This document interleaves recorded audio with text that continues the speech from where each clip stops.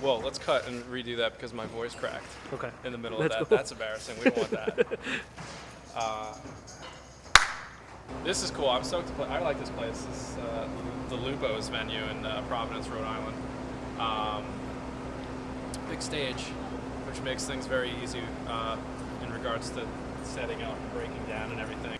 CNC drums and Zildjian cymbals, obviously. 20-inch A, or no, 20-inch Oriental China Trash, 22-inch K Custom Dark Ride, 24-inch A Medium Ride, 20-inch K Crash Ride, 15-inch A Newbie hi-hats, and all rides for crashes. And I like the hats and the ride. I like the A's a little brighter, and then the darker crashes on top. Big cymbals. I'm a fan of big cymbals. They're awesome. They're awesome. I've gone through a bunch of different variations of setups, and I've pretty much played every single. Like I've done the Z's, the Z customs, the A customs. I've done all A's. Yeah, within the last couple years, I've really gotten into the K's. I don't know. They're real warm and rich and deep sounding. So there's still some mud remnants on the inside of the bass drum head there. I actually got mud inside the drum and had to take apart like all the drums and clean everything. And people weren't too happy with us when that happened, but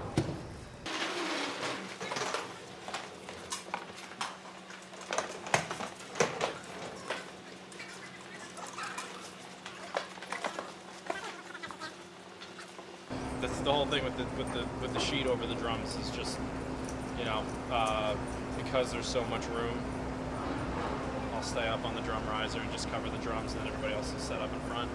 We don't, yeah, I mean, like, you know, we don't always do that, and I hate to be a jerk about it, so I don't really do it unless there's absolutely room. So last night the stage was way too small, and that would have just been a really jerky move to keep my drums up. And we did Buffalo last night. That was interesting. It was like we played at like a skate park, so there were people like skating and rollerblade. There was a dude on a half pipe with a Razor scooter, and I thought that was a little I thought that was a little ridiculous. But hey, who am I to judge, right? I tell you what, pumpkin spice latte is back in season now at Starbucks.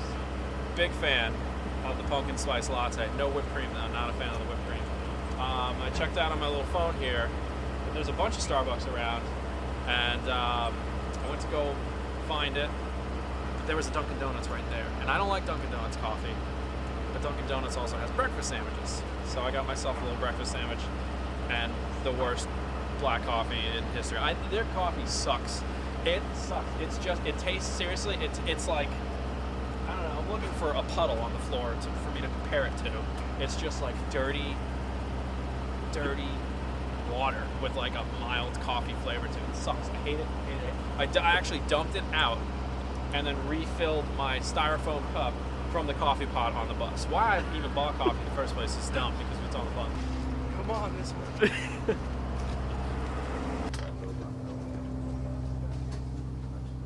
Oh, this is pretty cool actually. For the first time, let me hook up my awesome lights.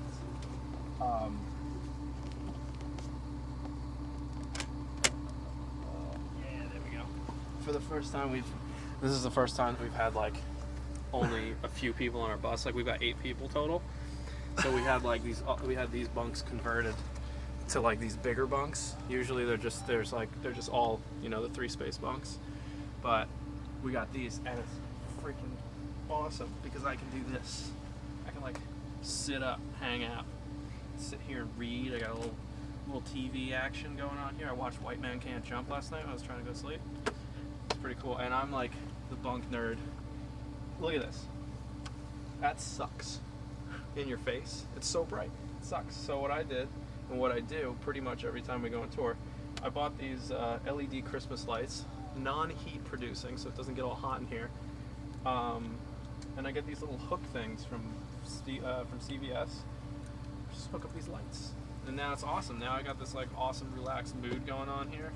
My girlfriend hates them though. She says that they're very gaudy. She doesn't like them, but I don't care. I'm a very light sensitive person, as is she. So I don't know why she would prefer this. You're crazy. So impressed with everyone's knowledge of the Steven Seagal lore. I've been a very big Steven Seagal fan for a while. Actually, what happened, it started the first time that we went over to the UK. The bus that we had a VCR. There was no DVD players. There was a VCR on it, and it was just like stocked with movies, with like all like the worst but best movies. There was like all the Hellraiser movies, like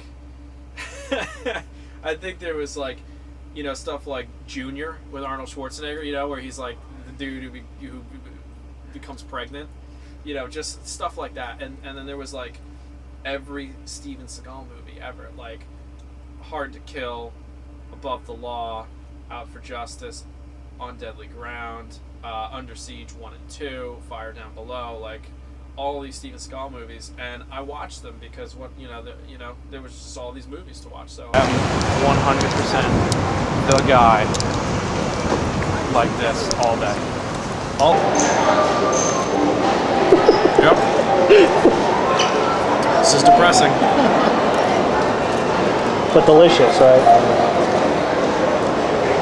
For right now.